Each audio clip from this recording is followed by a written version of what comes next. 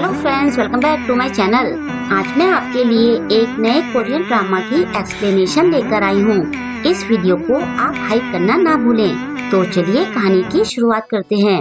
कहानी शुरू होती है एक क्लासरूम से, जहाँ 3 लड़कियाँ आपस में बात कर रही होती है और सामने डेस्क में एक सीधी सादी लड़की अकेले बैठी होती है। लड़कियों के ग्रुप में से शिन का ध्यान उस अकेली लड़की पर होता है।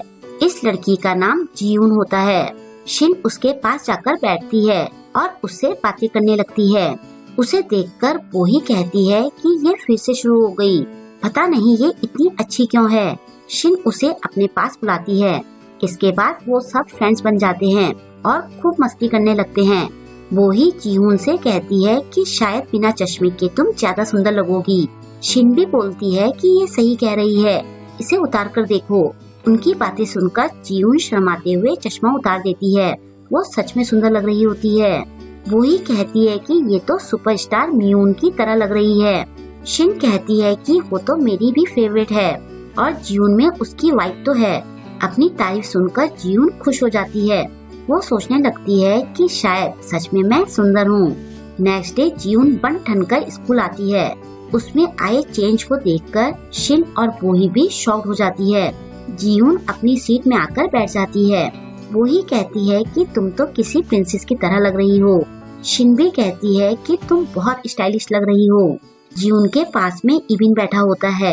वो जीउन की तरफ बस एक ही बार देखता है। शिन कहती है कि स्टाइल चेंज करने के बाद ये कितनी सुंदर लग रही है ना। इबिन कहता है कि ये बदली बदली तो लग रही है। शिन कहती है कि तुम इतनी सुंदर लड़की के पास बैठने पर भी उसमें इंटरेस्टेड क्यों नहीं हो। इबिन कहता है कि सुंदर तो तुम भी हो। शिन कहती है कि इतना झूठ भी मत बोलो। वो ही उल्टी करने वाले एक्सप्रेशन बनाकर कहती है कि मैं तुम दोनों को फ्लर्ट करते हुए नहीं देखना चाहती हूँ। इबिन कहता है कि मैं भी तुम्हारा फेस नहीं देखना चाहता हूँ। शिन उन दोनों को लड़ने से मना करती है। शिन को इबिन की साइड लेता देख जीउन को अच्छा नहीं लगता। बाद में शिन जीउन को उसकी कॉपी वापस लाकर देती है। जीउन उसे कहती है कि तुम ऐसा इसलिए कर रही हो ना क्योंकि आज मैं सुंदर बनकर आई हूँ। शिन को उसकी बात का मतलब समझ में नहीं आता। जीउन कहती है कि मैं मियोन की तरह लगती हूँ, इसलिए तुम मेरी चापलूसी कर रही हो ना। शिन कहती है कि तुम ये क्या बोल रही हो। जीउन कहती है कि मेरे अचानक से सुंदर हो जाने की वजह से तुम्हें जलन हो रही होगी। लोगों को उनके लुक्स के बेस पर जज करना बंद करो। शिन कहती है कि मैंने तो ऐसा कुछ भी नहीं बोला, फिर तुम इतना क्यों भड़क रही हो। शिन को उसका बिहेवियर बहुत अजीब लगता है। नेक्स्ट पीरियड में बोही और इबिन बातें कर रहे होते हैं और जीउन उन्हें देख रही होती है। बोही कहती है कि आजकल तो मैं जहाँ भी जाती हूँ लोग कहते हैं कि मैं किसी सुपरस्टार की तरह दिखती हूँ। इबिन कहता है कि तुम किसी की भी तरह दिख सकती हो, लेकिन अगर तुमने मेरी फेवरेट मियोन की तरह दिखने की कोशिश की तो मैं तुम्हारी जान ले लूँगा। साइड से जीउन खुश होते हुए पूछती है कि क्या तुम्हें मियोन पसंद है। इबिन हाँ कहता है। जीउन स्टाइल मारते हुए कहती है कि वैसे सब कहते हैं कि मैं मियोन की तरह दिखती हूँ। ये सुनकर इबिन बड़ी मुश्किल से अपनी हंसी रोकता है। जीउन कहती है कि मुझे नहीं पता था कि तुम इतनी घुमा फिरा कर ये बात करोगे। इबिन कंफ्यूज होकर पूछता है कि तुम किस बारे में बोल रही हो। जीउन कहती है क्या तुम मुझे पसंद करते हो क्योंकि मैं मियोन की तरह दिखती हूँ। मुझे पता है कि तुम ऐसे दिखा रहे हो जैसे तुम मुझे पसंद नहीं करते। इबिन कहता है कि मैं तुम्हें लाइक नहीं करता हूँ। जीउन कहती है कि तुम फिर से ओवर एक्टिंग कर रहे हो। इबिन कहता है कि मैं शिन को लाइक करता हूँ। जीउन बोही से कहती है कि तुमने बोला था ना कि मैं मियोन की तरह लगती हूँ। बोही हाँ कहते हुए बोलती है लेकिन ये बात उससे अलग है। जीउन कहती है कि तुम भी मुझसे जल रही हो क्योंकि मैं सुंदर लग रही हूँ। ये सुनकर बोही को हंसी आ जाती है। जीउन कहती है कि शिन भी ऐसे ही बिहेव कर रही थी। बोही कहती है कि ये क्या बकवास कर रही है। इबिन कहता है कि मुझे क्या पता और तुम मुझे इसमें क्यों घसीट रही हो। ये बात यहीं खत्म हो जाती है, लेकिन जीउन इतने में ही नहीं रुकती। वो अपनी अलग ही दुनिया बसा लेती है। अगले दिन वो अजीब सी हरकतें कर रही होती है। इबिन पूछता है कि तुम ये क्या कर रही हो। वो कहती है कि शायद पिछले जन्म में मैं एक प्रिंसेस थी। ये सुनकर इबिन की तो बोलती बंद हो जाती है। जीउन कहती है कि मैं किताब में एक महल देख रही थी और अचानक से मेरे सीने में दर्द होने लगा। इबिन कहता है तो जाकर डॉक्टर को दिखाओ। जीउन कहती है कि पिछले हफ्ते मैं एक हिस्टोरिकल जगह पर गई थी और वहाँ मैं जोर जोर से रोने लगी, जैसे कोई वहाँ मेरा इंतजार कर रहा था। उसकी बातों से अब इबिन इरिटेट होने लगता है। आगे वो कहती है, मुझे लगता है कि जिस राजकुमार से उस जगह मैंने मिलना था पक्का वो तुम हो। इबिन उसे चुप होने के लिए कहता है। जीउन कहती है कि पिछले जन्म में तुम प्रिंस और मैं प्रिंसेस रही होगी और हम दोनों लवर रहे होंगे। इबिन कहता है कि तुम अपनी ये गुड्डे गुड़ियों वाली बकवास बंद करो, मैं तुम्हें लाइक नहीं करता हूँ।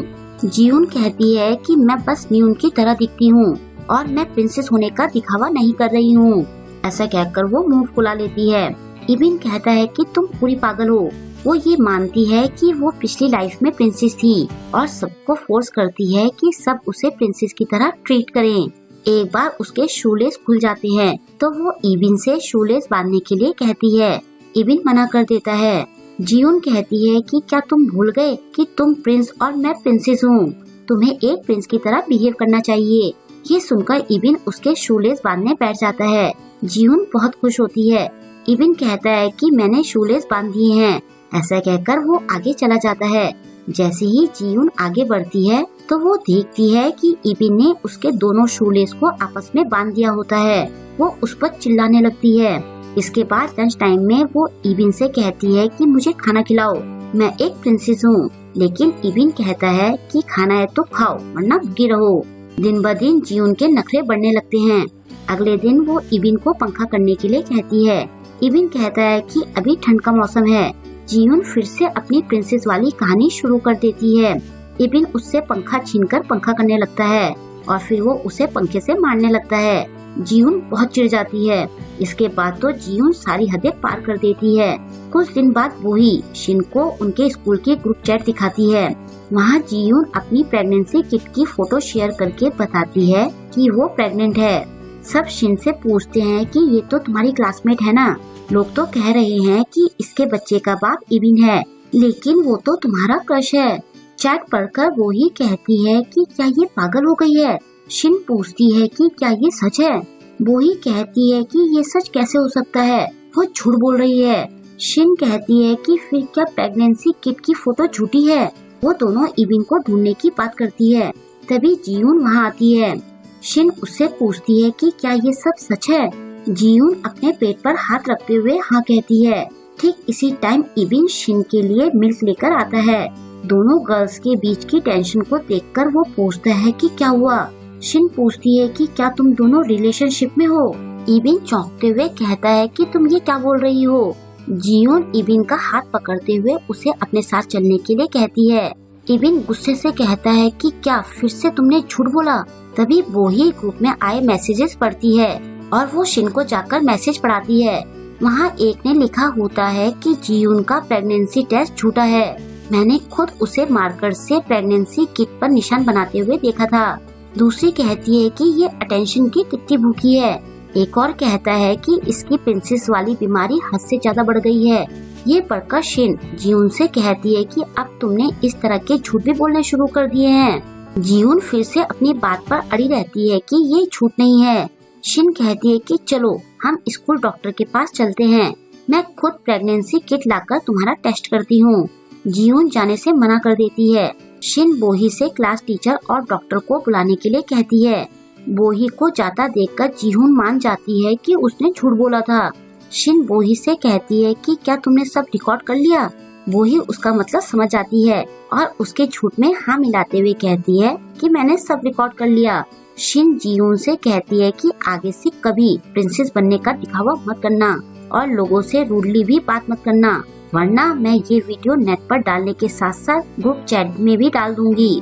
जीउन कहती है कि मैं फिर कभी ऐसा नहीं करूँगी, तुम वीडियो डिलीट कर दो।